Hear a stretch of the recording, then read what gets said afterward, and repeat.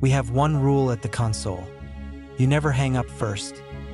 The night that 911 hung up on me, I learned who's been speaking on the other end that I work nights on a 6-station island that looks like a spaceship someone left to yellow under fluorescent lights. Headsets coiled like sleeping snakes. Coffee rings fossilized in rings upon rings. We keep the room at 68 degrees to keep people alert, and because you can't sweat panic out of a person who's already drowning in it, that I'm not new. 8 years in county dispatch. If you've ever dialed 911 here after midnight, there's a good chance I've heard the first breath you took before the first word you found. Our training is muscle.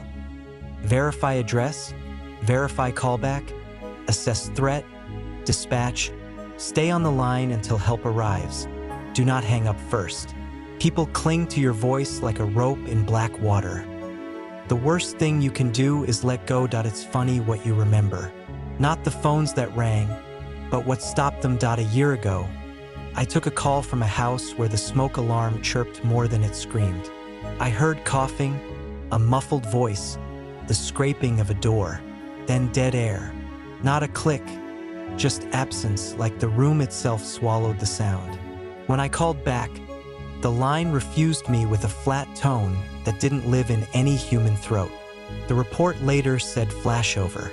The oxygen makes a decision all at once, and then the house doesn't have time to be a house anymore. I didn't hang up that day, but I replayed the tape 100 times, heard the ghost silence after the cough, and every time my own breath started to sync with his, like the line was a mirror. We never, ever hang up first. The shift the world tilted was a Wednesday that already felt like Friday.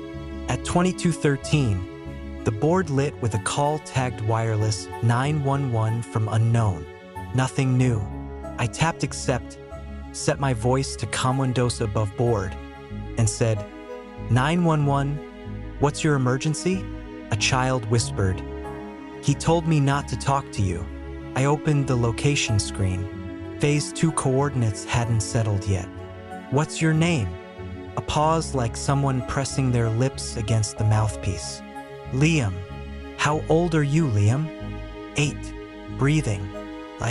Like he was trying to breathe around a mouthful of cloth. Where are your parents? He's in the hallway, the boy said, and then, as if repeating it after someone else, he's in the hallway. Okay, can you tell me your address? The cell tower triangulation finally coughed up a dot and a confidence radius like a bad halo 2 streets west of the river. We get lies sometimes that look like truth. I preferred the other way. Mom says don't say our address to strangers. I'm not a stranger, Liam. I'm the person who sends the police to help. I typed the cross streets for a broadcast to units near Riverside Gardens, clicked Dispatch PD, and signaled Dana, 2 desks down, by pointing at my screen so she could hear me and set eyes on the board. You don't move a finger in this room without 3 more fingers watching. Breathing through the line again, a whisper that wasn't the boy's. Not words, not exactly. The hair on my forearms prickled against the fabric of my shirt. We have headsets that isolate you, but sometimes I swear I can feel the caller's room leak into mine, like the temperature drops where they're cold. Liam, where is your mom? Here. The word sounded smaller than the phone. Then I heard a second voice, a woman's. A bare exhale shaped like a syllable but emptied of everything except the need to keep the boy calm. When she spoke louder, the phone picked her up like she was standing inside my mouth. Who is this? This is 911. I've got police on the way. They won't come, she said, and then I heard it. A second version of her sentence, a fraction delayed, like someone repeating what she said into a second phone. They won't come. The air after it felt crowded. My hand hovered over add fire in case this was a carbon monoxide leak. Auditory hallucinations, but my gut told me carbon monoxide doesn't repeat after you. Ma'am, I need your address. Silence. Then the soft plasticky rattle of a doorknob being tested from the wrong side of a door. Ma'am, I said, what's your name? Are you somewhere you can lock? The screen flashed. A box I had never seen in 8 years. Call ended, 911 hung up. The line went flat. Not a click. No carrier loss. Just a system decision that was not mine. I said out loud to no one. We don't hang up first. Dana's chair rolled back. What the hell was that? I stabbed at redial. The system blinked invalid. Ortiz, our overnight supervisor, wheeled over with the tired eyes of someone who'd used up their supply of surprises 10 years ago. I pointed at the screen. He looked at the log entry and frowned like someone reading a message in a language they recognized but couldn't admit to understanding. Glitch, he said. They've been patching the CD. Asterisk. The CD doesn't terminate a call? I said. He shrugged. Everything is software now. You learn when to pick fights in this room. I logged the disconnect exactly as I saw it and typed. Call terminated by 911 system against the address field, which still hadn't resolved. Units rolled the grid anyway, lights off. They found nobody on the blocks between Riverside and Park. One officer called a few minutes later to say a window in a brownstone had faint fingerprints in the condensation, like someone had pressed their face against it to listen. That's not a crime. It's almost a sentence. I went on to the next call because the next call is always waiting. I told myself my palms were sweating because the AC had kicked itself off. The AC never kicks itself off. A T2304. We gotta hang up. I called back. A man answered with a voice like paper tearing. I didn't call you, he said, and then I heard my own voice say, in the same thin paper tone, I didn't call you. The man swore and hung up. This time the console didn't tell me who ended it.by midnight. It had happened 5 times. Someone speaks, and then the room gained an echo that wasn't an echo, like an actor in the wrong play mouthing along, and the system hung up first. When I went on break, I pulled the call records. Our recordings are better than the calls because everything is digital obsidian here. Every word is etched into a place you can rewind. But when I scrubbed backward through Liam's call, there was a 7-second hole where the termination lived. Not silence, a hole. The waveform vanished like someone blacked out the tape with a Sharpie. When I tried to export it, the file named itself hung_up_first.wave without my fingers. The cursor blinked. My reflection in the monitor was a man sitting too still. I closed the window and did not save. Cops develop superstition because you work where luck gives up. Dispatchers develop rituals because there is nothing else you can move except your voice. I tapped the edge of my desk twice before answering. I sip cold coffee before I say an address. I touch the corner of the console when someone says he's inside. It's not because I believe the desk listens. It's because I believe I do better when I remind my body that it keeps someone alive sometimes. AT041. The call that put a nail through my rituals came from an address field already filled in before the phone actually rang. Auto-populated is what we call it when the system pulls a location and caller data fast enough to beat the ring. Except this address wasn't near any cell tower. It was a single-family house on Cedar, 8 miles away. Last call to 911 from that residence 1 year and 4 months ago. House fire, 2 fatalities, 1 survivor. The survivor was me. Once, I lived at 318 Cedar with a woman who woke in the middle of the night to check if the stove was off, who taped lists to the fridge for me like Trash Out Thursday and Love Me Even When You're Tired. We didn't burn because she forgot the stove. We burned because a neighbor's garage decided to leap across lives at 3 a.m. The woman I loved never made it out. I did. I was at work when the call pinged our board. And now my screen told me an incoming 911 originated from the address where the paperwork says my life ended once already. I put the phone to my ear with a hand that didn't feel connected to me. 911, what's your emergency? I heard my own front hallway's echo, the way sound used to drag across framed prints and the broom closet door. The line hummed with a low, almost human tone. Then a voice, female, speaking like someone reading something written on their own tongue. Don't hang up first. Who is this? You sound like him, she said. Like who? The man in the hallway. The board showed wireline now, not wireless. As if the call ran along copper hammered into a wall that doesn't stand anymore. When I tried to click ANI/ALI to confirm, the data panel pulsed and then went white. My mouse moved a millimeter under my fingers without my fingers moving it. What's your name? I asked, because when your world tilts, you go back to the first brick of training. Ellie, the nickname I gave Elena when we were young enough to invent names inside names. If this is a prank, I said, and didn't know who I was threatening. Her tone changed, as if something had stepped closer without feet. He's going to speak. When he does, he'll say what I say. Then he'll say what you say. And then he'll say what he says, and we will both listen. I could hear the hallway now. The tick of the heat we never kept on very high, the distant refrigerator motor like sea. Something breathed like an animal that had learned to pretend to be a room. Ellie, I said, breaking my own rule, dropping the mask. It's me. Silence spat on the line. You sound like him, she said again. And maybe that's the worst thing you can be to someone who trusted you. Close to familiar and wrong that I stood without permission from my chair. Ortiz looked over and mouthed, "You good?" The system flashed. Call ended. 911 hung up that I stood there with my headset against a dead line and watched that white box eat what was supposed to be my choice. Ortiz, I said. Glitch, he said, but he didn't sound like a man who believed in software anymore. He put a hand on my shoulder, firm enough to keep a person from climbing out of their life through a window you can't see. I dispatched units to a house that doesn't stand. Protocol versus sanity is a conversation for daytime. The units, to their credit, rolled eyes on anyway. The lot on Cedar is a flat scar now, winter grass like dull hair.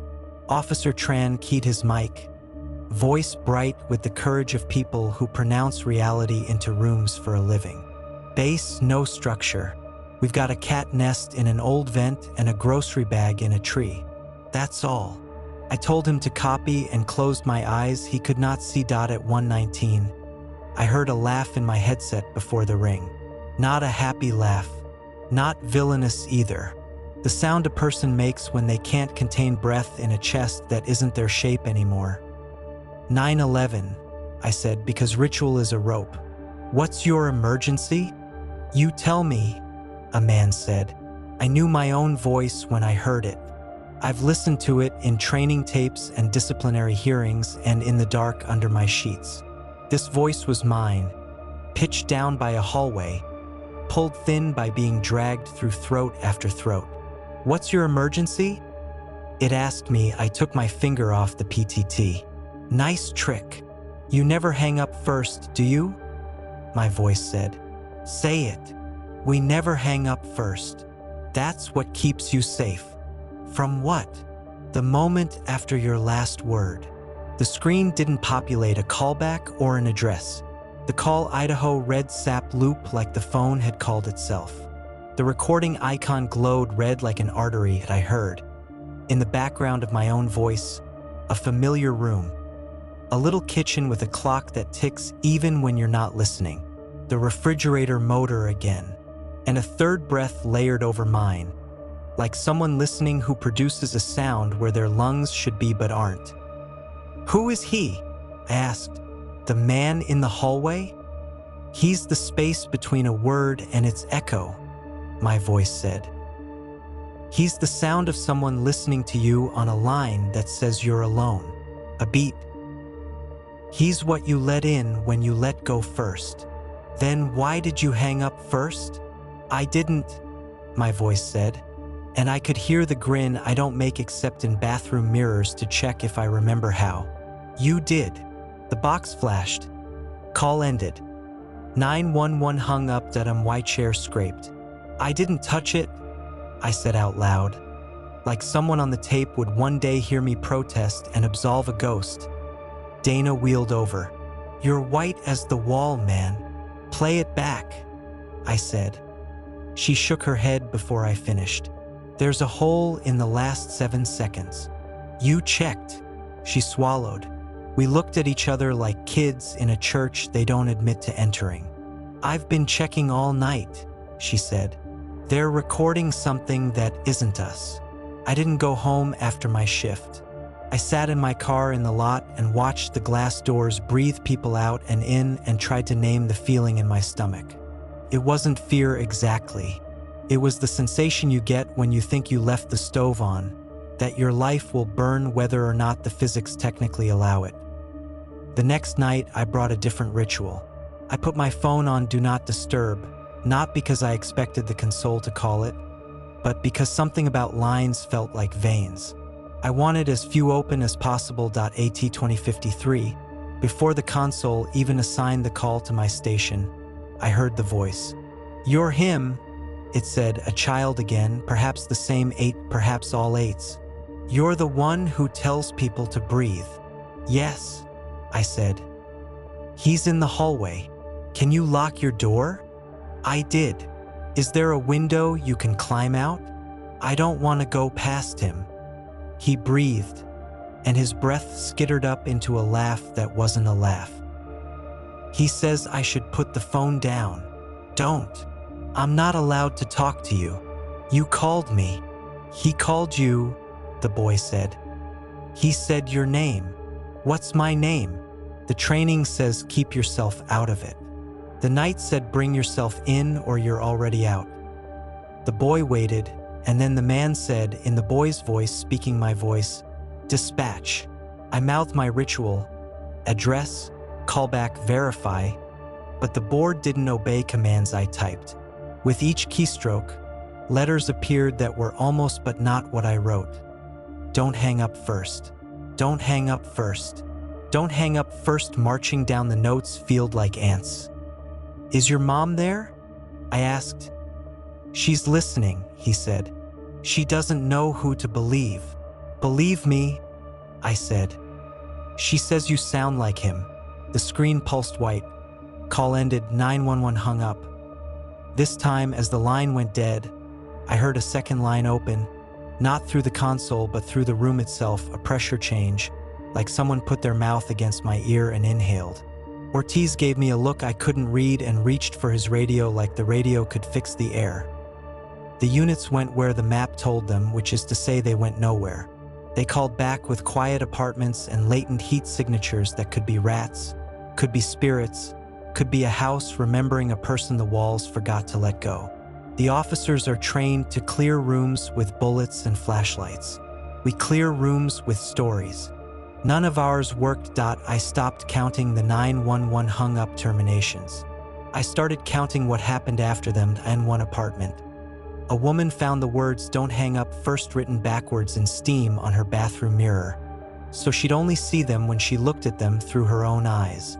In a townhouse, a man woke with 2 phones pressed against his ears, the cordless from his kitchen and the landline from his neighbor's wall, cradling his head of its own will.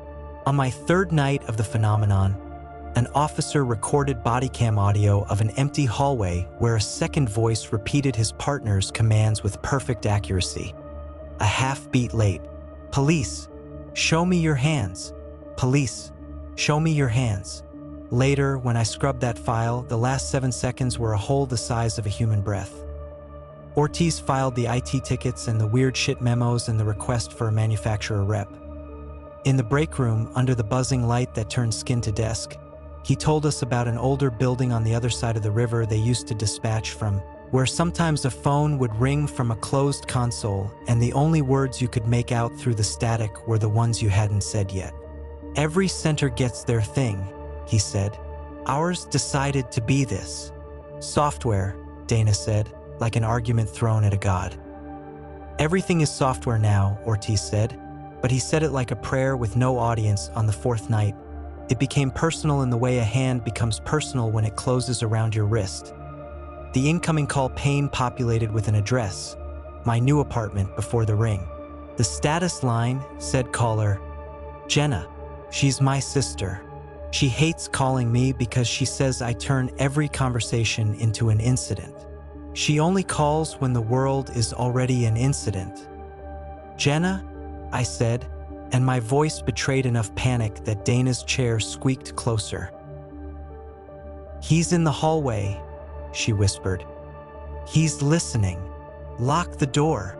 I did. "Get in the bathroom. Put a towel under the—" "Don't hang up first," she said. The delay hit. "Don't hang up first," a male voice said, "Not mine, not mine."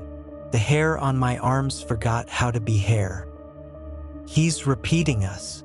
What does he look like?" She took a breath. The kind you hear right before someone you love changes their mind about something that mattered. "You." The console didn't feel heavy under my hands. It felt like a surface that had decided to show me a world underneath itself. "Units 2, I began, and the board typed my home address for me. No cadaver has ever looked into my eyes, but I imagine it feels like that, being identified by a slab with your name already engraved. "Jenna," I said, "I'm here." The words were a lie and true. I was at my console. I was in her hallway. "His mouth is near the door," she said, barely a breath. "He breathes like you when you're trying not to be mad." "I'm dispatching police," I said, and hit the key that would send the cavalry into my life. The system flashed. Call ended. 911 hung up. I ripped the headset off like it might have teeth. I stood. Ortiz stood. Dana stood. Everyone stood because sometimes standing is what you do when you can't go anywhere. The console would not redial. The SAP loop ID flickered on the line like a dare that I broke protocol. "I'm going," I said. "You go nowhere," Ortiz said, but he said it with a hand already on his keys because he's not a monster. I was halfway to the parking lot when the radio barked that first unit on scene at my building saw lights in my apartment, although the schedule said I wasn't home. The officer keyed up again, voice tight as dental floss. "We hear someone in the hallway." Male voice repeating commands. It's our commands." I drove like a man who has never liked his life enough to keep it. When I reached my building, the blue lights had already made a church out of the street. An officer with kind eyes and no context had his hand against my chest before my brain processed his face. "You can't go up," he said. "They're clearing. That's my sister. Sit." I did the opposite. I ran the stairs 2 at a time like a man heading toward the only place he believes he still exists.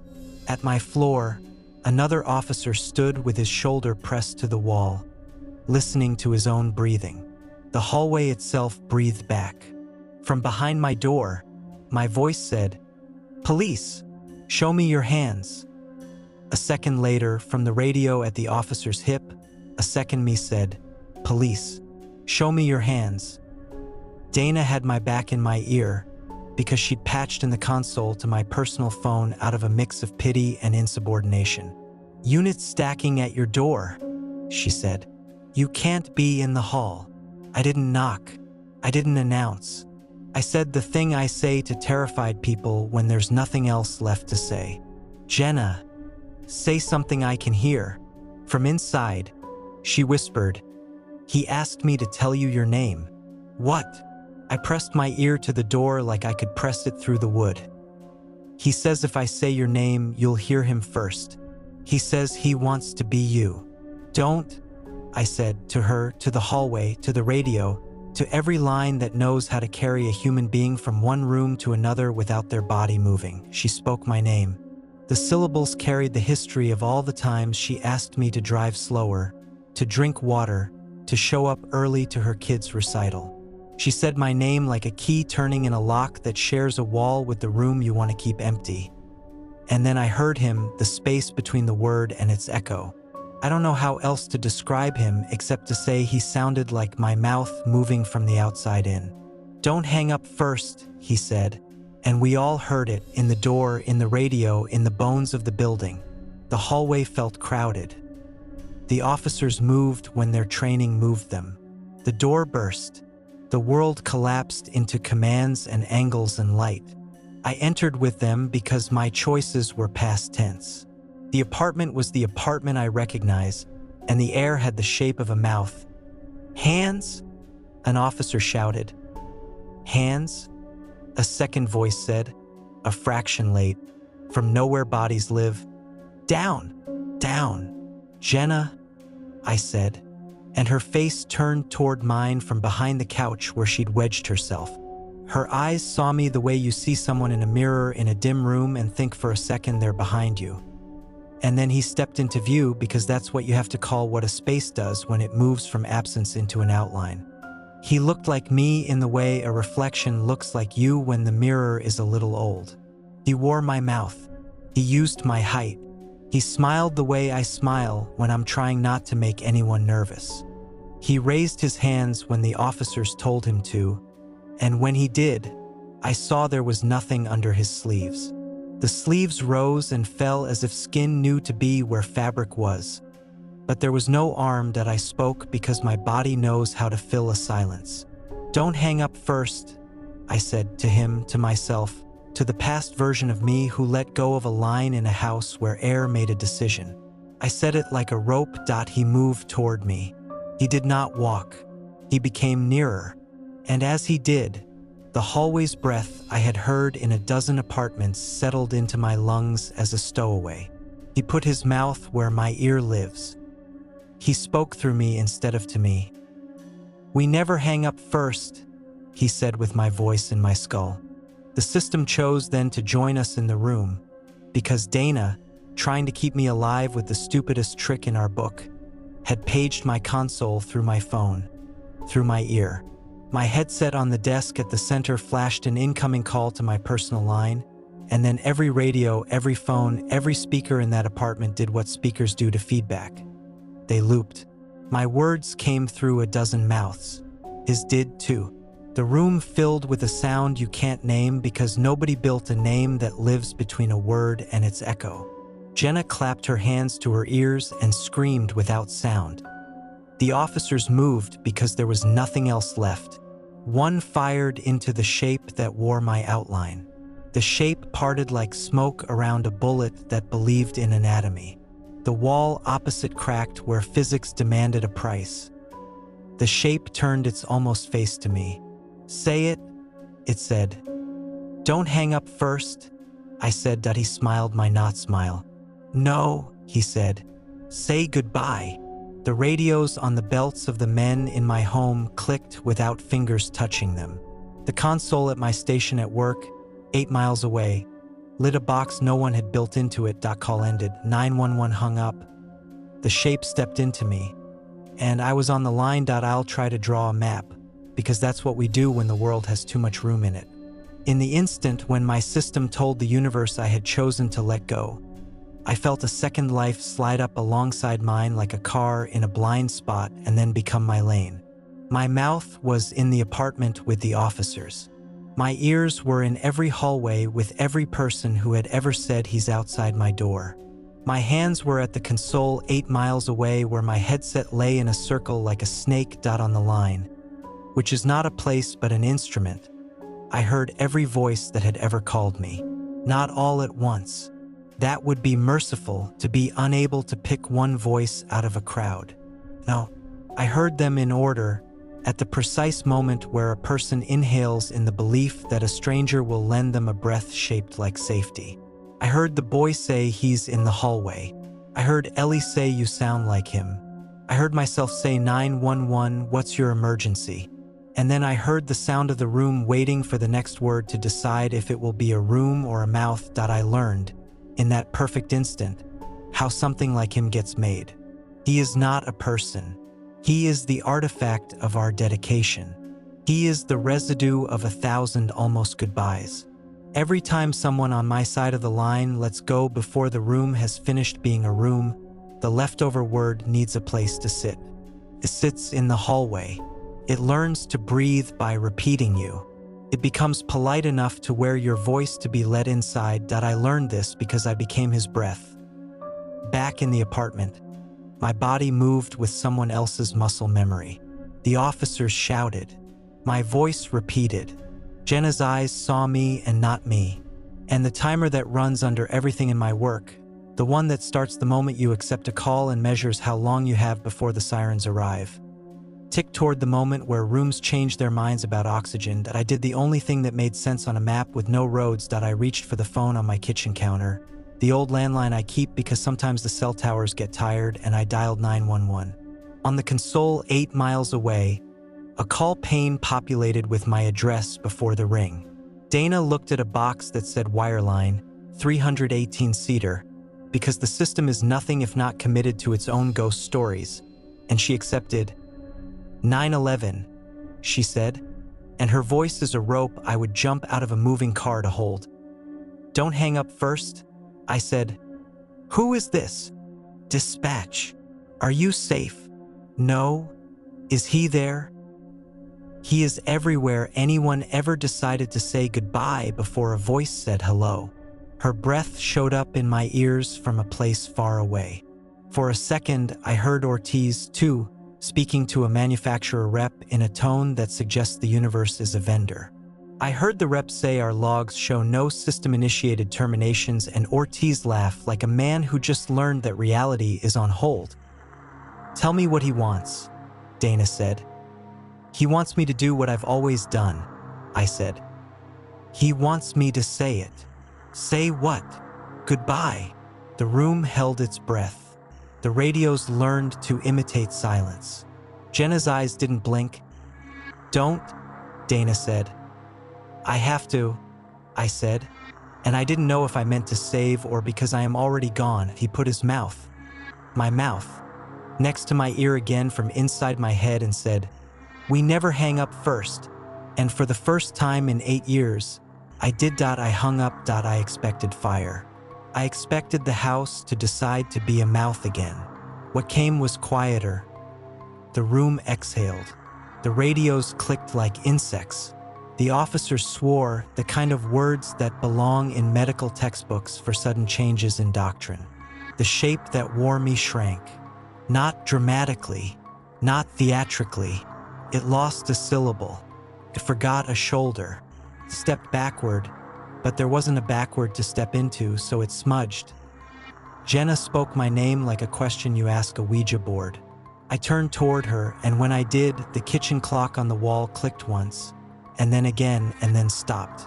In the dispatch center 8 miles away, I learned later that every console dropped to desktop for exactly 7 seconds. When they came back, the recordings did not have holes. He left me like someone leaving a room because they remembered a different appointment. Or he didn't leave at all. Maybe he learned the difference between my voice and my echo and decided he didn't want the bother. The officers took statements. They tried to cuff a smudge. Jenna drank water from the sink in 3 shaky gulps and handed me the cup without looking at my face for longer than a second at a time. Dana called my cell and spoke without waiting for me to speak back. Whatever you did, she said, do not do that again. I hung up, I said. You hung up. We never hang up first, I said. Maybe we never did, she said. The phenomenon didn't stop. The next night and the week after and the month after that, people still called and said he's in the hallway, and sometimes we heard a second voice say it alongside them. The box that says 911 hung up still flashes when it decides, but the 7-second holes are gone. The recordings hold. When I play them back, I can hear myself and the person I'm trying to keep in their room, and the thing repeating after us. For a breath. Then the echo stops. It stops because in that apartment, in front of my sister and 3 officers and the clock that forgot how to be a clock, I taught the system something about choice. The rules are not we never hang up first. The rule is someone has to. You may think this is a story about me breaking protocol and winning. It's not. This is a story about who speaks first and who speaks last. We tell people to keep talking until the help arrives. We tell them their voice is a bridge. We forget to teach them to step off it when the other side is land. You're waiting for the shocking ending. You're thinking the twist already happened, that the thing wore my face and stepped inside me and left a fingerprint on my breath forever. You're thinking the shock is that we're haunted by our own devotion. That's cute.